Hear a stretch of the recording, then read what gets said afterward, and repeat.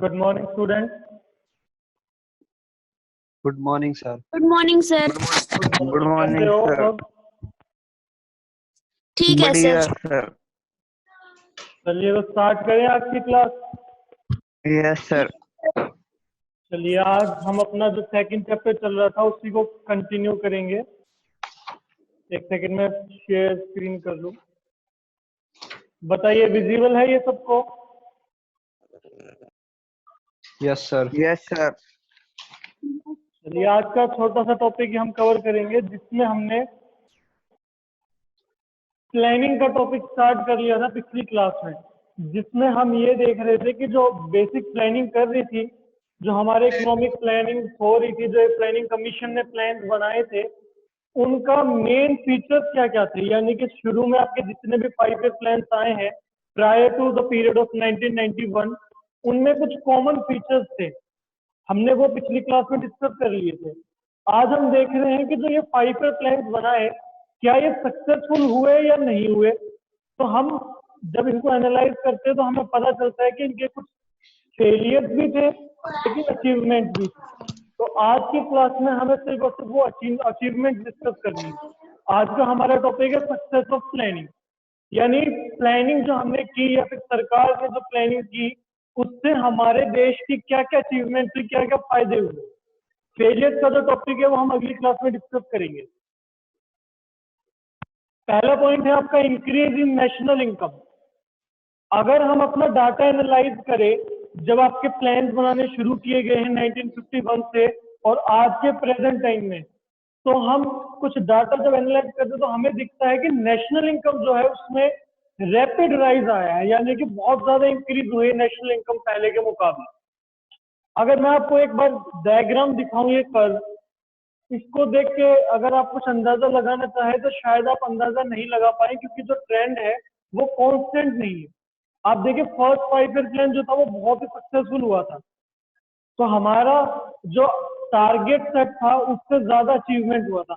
Basically national income की जो भी ग्रोथ रेट है, पहले एक टारगेट सेट किया जाता है। गवर्नमेंट पहले डिसाइड करती है कि हम इस आने वाले 5 साल में क्या टारगेट अचीव करना चाह रहे हैं, कितनी ग्रोथ रेट अचीव करना चाह रहे हैं। तो पहले ये जितना एस्टिमेट लगाया था उससे बहुत अच्छा रिटर्न आया था। लेकिन फिर second year, third year, fourth year की बात करें तो नेशनल इनकम की ग्रोथ रेट हमारी कम होती गई है। अब समझने की बात ये है कि नेशनल इनकम कम नहीं हो रही है, नेशनल इनकम की ग्रोथ रेट कम हो रही है। यानी कि हम नेशनल इनकम को जब मेजर करते हैं तो एक तो एब्सोल्यूट मेजर होता है उसका, यानी टोटल अमाउंट क्या है, एक उसकी ग्रोथ रेट होती है। तो टोटल अमाउंट नेशनल इनकम का इंक्रीज हो रहा है। बात है यहाँ पे ग्रोथ रेट की, किस रेट से इंक्रीज हो रहा है। तो जिस रेट से इंक्रीज हो रहा है वो आपका सेकंड, थर्ड, फोर्थ में कम है। फिर धीरे धीरे आगे फिर आपका इंक्रीज होता गया। जनरली क्या होता है, किसी टाइम पीरियड में कम हो जाता है, कभी इंक्रीज हो जाता है। तो मेन हमें ये चीज नहीं देखनी कि कब इंक्रीज हुआ है कब डिक्रीज हुआ है। जैसे कि अगर मान के चले एट प्रेजेंट टाइम की हम अपनी ग्रोथ रेट देखें नेशनल इनकम की, तो ग्रोथ रेट जो है अपनी कम होगी अभी फिलहाल। अब हमें तो पता है क्यों कम है, क्योंकि एक नेशनल डिजास्टर आया हुआ है जो आपका कोरोना वायरस है। अब अगर हम यही डाटा आज से 10 साल बाद, 20 साल बाद देखें तो शायद वो एनालाइज ना कर पाए। वो तो ये देख लेंगे कि ये ग्रोथ रेट कम है, इसका मतलब अच्छे से काम नहीं हुआ होगा।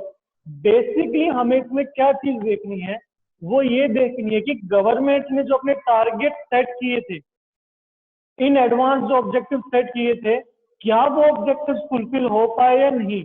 यानी कि मान लीजिए अगर गवर्नमेंट ये एस्टिमेट लगा के चल रही है कि आने वाले 5 साल में 5% की ग्रोथ रेट हमें अचीव करनी है, तो अगर तो वो 5% की ग्रोथ रेट अचीव कर लिए तो इसका मतलब वो प्लान सक्सेसफुल है, नहीं तो नहीं।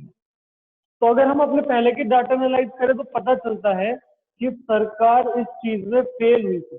यानी उन्होंने जो अपने rate of growth target set किए हुए थे, मैक्सिमम टाइम उसको अचीव नहीं कर पाई थी।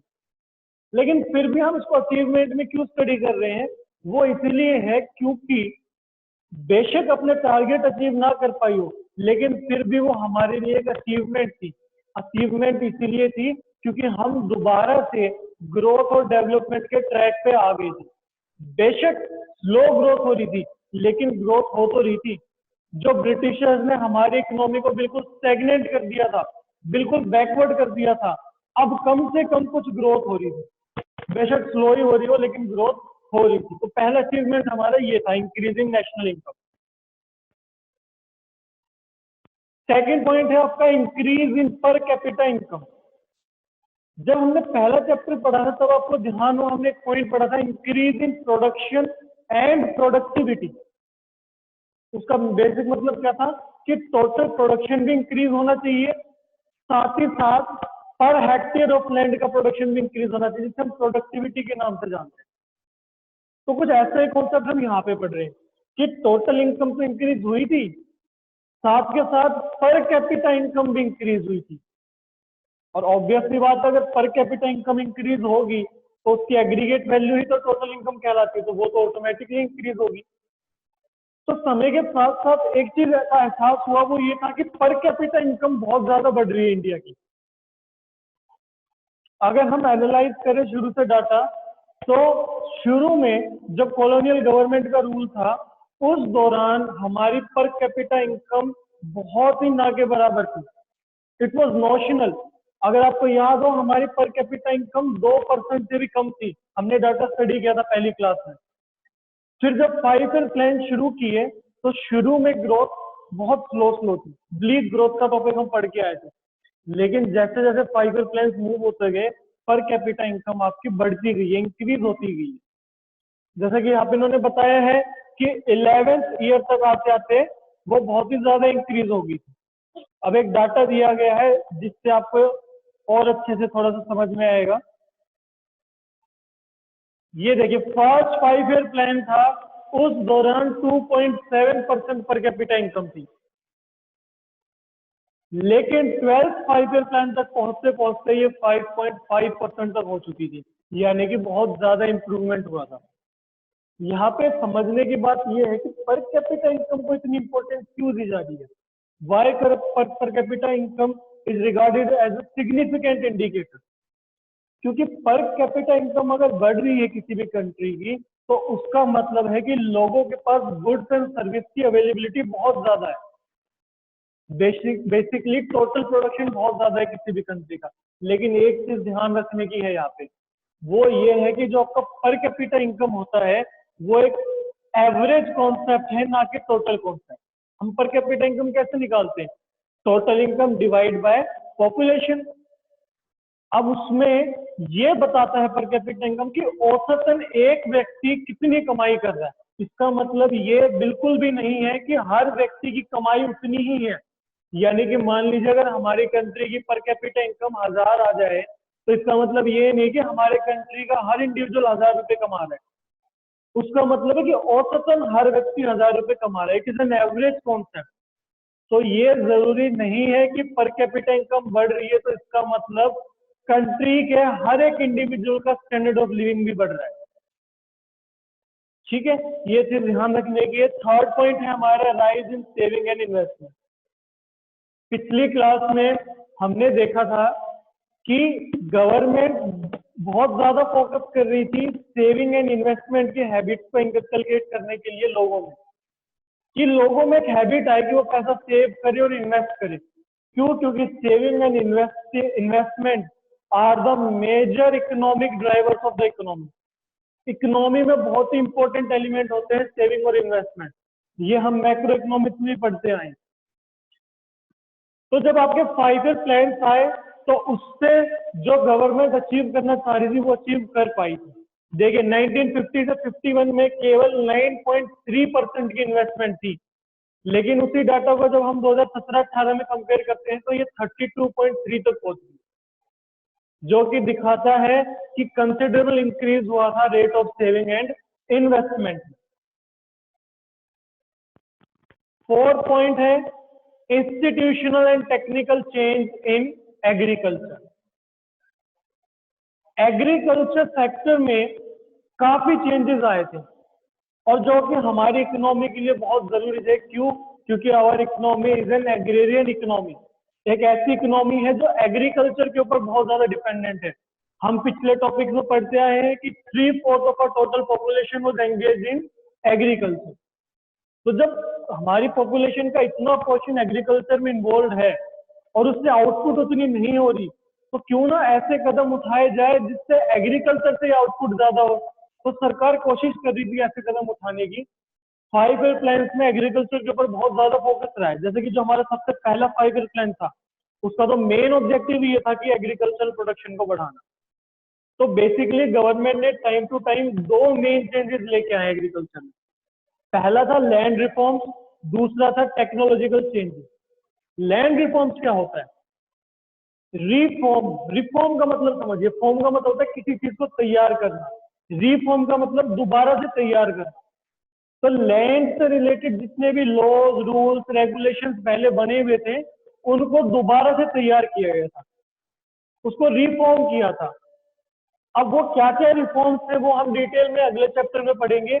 बेसिक थोड़ा सा ओवरव्यू मैं आपको दूं तो जैसे पहले जमींदारी सिस्टम चलता था, लैंड रिफॉर्म्स में जमींदारी सिस्टम को खत्म कर दिया गया था।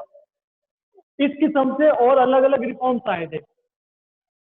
Second, improvement in technology. देखिए हमने लिमिटेशंस ऑफ एग्रीकल्चर में पढ़ा था, जो हमने स्टार्टिंग का चैप्टर पढ़ा था उसमें पढ़ा था कि एग्रीकल्चर में क्या क्या ड्रॉबैक्स थे, क्या क्या कमियां थी। तो उसमें से एक कमी थी कि टेक्नोलॉजी बहुत ही बैकवर्ड थी इंडिया में, ना के बराबर टेक्नोलॉजी थी। और आप एग्रीकल्चर एक ऐसा ऑक्यूपेशन है जो नेचुरल चीजों के ऊपर बहुत डिपेंडेंट है, जैसे कि बारिश के ऊपर इरिगेशन फैसिलिटी के लिए बहुत जरूरी है। तो नेचुरली अगर चीजें नहीं मिलती तो एग्रीकल्चर प्रोडक्शन बहुत ही कम हो जाता है। तो बहुत जरूरी था कि एग्रीकल्चर प्रोडक्शन को बढ़ाने के लिए कुछ टेक्नोलॉजिकल चेंजेस आए, इरिगेशन फैसिलिटी इंप्रूव की जाए, कुछ ऐसी मशीनरीज आए जिससे प्रोडक्शन कम समय में और एफिशिएंट तरीके से हो सके। तो गवर्नमेंट ने बहुत कोशिश की टेक्नोलॉजी में चेंजेस करने की भी। तो मेनली ये दो रिफॉर्म्स आए थे जिससे एग्रीकल्चर में भी बहुत ज्यादा इंप्रूवमेंट हुई थी। हम बात कर रहे हैं achievement of 5 year plan. Fifth point है growth and diversification of industry. पांचवा पॉइंट ये बताता है कि 5 ईयर प्लान एक मकसद में और कामयाब हुआ था, वो था इंडस्ट्रीज की ग्रोथ करना और डाइवर्सिफिकेशन करना। ग्रोथ और डाइवर्सिफिकेशन में भी डिफरेंस होता है। ग्रोथ का मतलब तो ये है, मान लीजिए मैं कोई बिजनेस चला रहा हूं, मैं उसी बिजनेस को बड़े लेवल पे करना शुरू कर दूं। जैसे कि मान लीजिए मैं जो है जेंट्स के कपड़े बेचता हूँ, मेल सोसाइटी के कपड़े बेचता हूँ, और मैं सिर्फ और सिर्फ झज्जर में बेच रहा हूँ। अगर मैं अपनी शॉप एक दो जगह और ओपन कर दूं तो वो तो होगी ग्रोथ। डाइवर्सिफिकेशन का मतलब होता है मैं अपने बिजनेस में नए नए एलिमेंट जोड़ दूं। जैसे अभी तो मैं सिर्फ और सिर्फ मेल मेंबर्स के कपड़े बेच रहा था, मैं फीमेल जो कपड़े हैं वो भी बेचना शुरू कर दूं, बच्चों के लिए भी बेचना शुरू कर दूं, ये हो गया डाइवर्सिफिकेशन। तो 5 ईयर प्लान से दोनों चीजें करने में कामयाब हुई थी हमारी कंट्री। इंडस्ट्रीज की ग्रोथ भी हुई और डाइवर्सिफिकेशन यानी नई नई इंडस्ट्रीज भी आई थी। और इंडस्ट्रीज में भी ग्रोथ कौन सी इंडस्ट्रीज में सबसे ज्यादा हुई थी? जिसमें गवर्नमेंट एम कर रही थी, हमने पिछली क्लास में पढ़ा था कि गवर्नमेंट एम कर रही थी जो इंडस्ट्रियल इकोनॉमी है, कैपिटल गुड्स है, इनसे रिलेटेड इंडस्ट्रीज ज्यादा डेवलप हो। तो कुछ 3 पॉइंट है जिससे हमें पता चलता है कि इंडस्ट्री में ग्रोथ बहुत ज्यादा हुई थी। पहला point, growth rate of industrial production has been around 7% per annum, यानी कि लगभग लगभग 7% की ग्रोथ रेट रही है इंडस्ट्रियल प्रोडक्शन में। हर साल 7% की इंप्रूवमेंट हो जाती है। कंज्यूमर गुड्स इंडस्ट्रीज इस लेवल तक बढ़ गई है कि वो सेल्फ सफिशिएंट बन गई है। सेल्फ सफिशिएंसी का भी टॉपिक हम पढ़ के आए हैं, जिसमें मेन मकसद यही था कि लोगों को ऐसे गुड्स अवेलेबल करवाया जाए जो उनकी बेसिक कंजम्पशन के लिए जरूरी है। तो कंज्यूमर गुड्स का प्रोडक्शन बहुत ज्यादा बढ़ा था।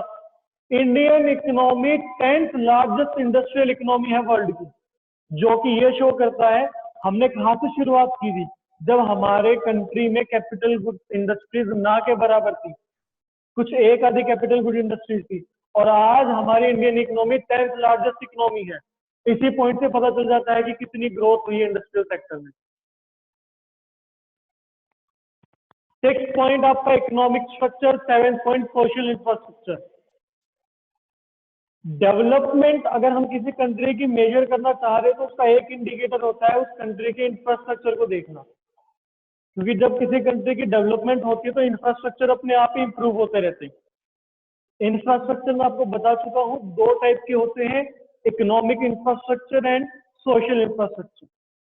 इकोनॉमिक इंफ्रास्ट्रक्चर वो होते हैं जो कि इनकम जनरेशन के लिए जरूरी है, देश की जीडीपी की ग्रोथ के लिए जरूरी है, डायरेक्टली इन्वॉल्व है जीडीपी की ग्रोथ में। Social infrastructure basically social welfare provide करवाते हैं, हालांकि इससे भी जीडीपी की ग्रोथ होती है लेकिन इनडायरेक्टली तरीके से होती है। इकोनॉमिक इंफ्रास्ट्रक्चर भी बहुत ज्यादा डेवलप हुआ था, ये हमें पता चलता है दो तीन पॉइंट से। पहला, इंडियन रेलवे, रेलवे के इकोनॉमिक इंफ्रास्ट्रक्चर का पार्ट है। Indian railway one of the world largest railway network है। सेकेंड, पावर जनरेशन, इलेक्ट्रिसिटी बहुत जरूरी है किसी भी इंडस्ट्री के लिए। पावर जनरेशन हमारा देखो कितना ज्यादा इंप्रूव हुआ है।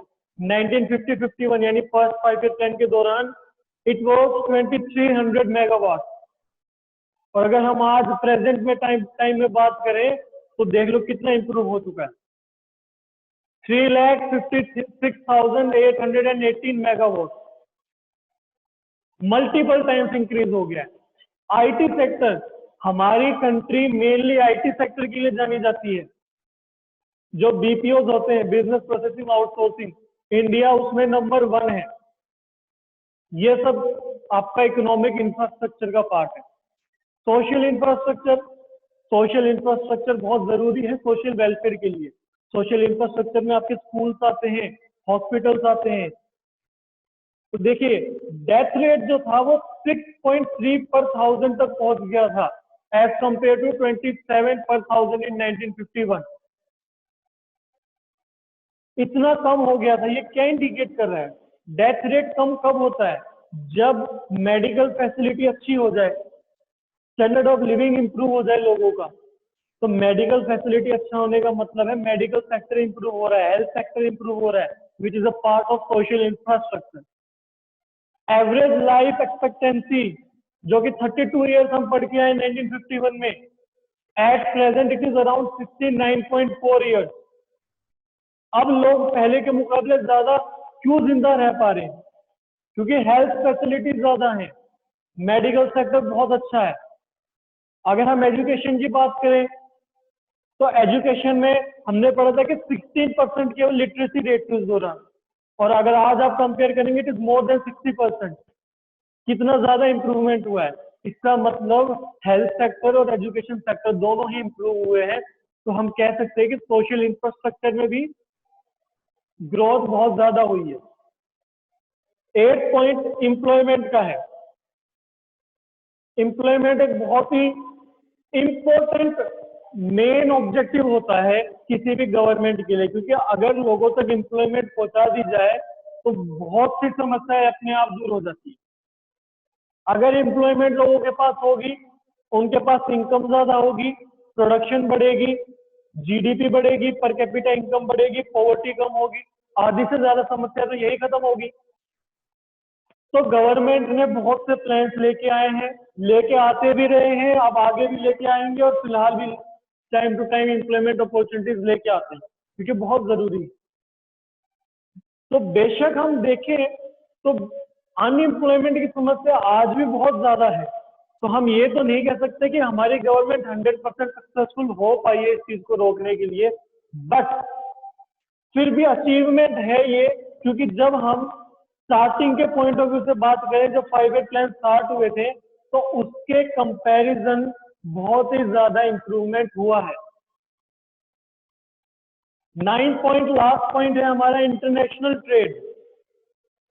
जब भी हम इंटरनेशनल ट्रेड की बात करते हैं तो हम बात करते हैं ट्रेड के वॉल्यूम की, ट्रेड के कंपोजिशन की, ट्रेड के डायरेक्शन की।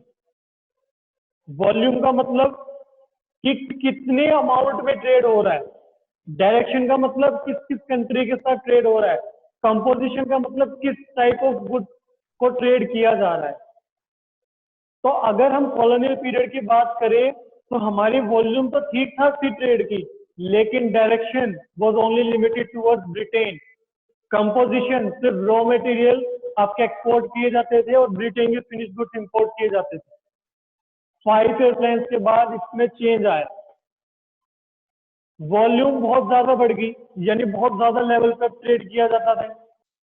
Composition of import and export change significantly, जो पहले सिर्फ और सिर्फ रॉ मटेरियल का एक्सपोर्ट किया जाता था, अब ये चेंज हो चुका है।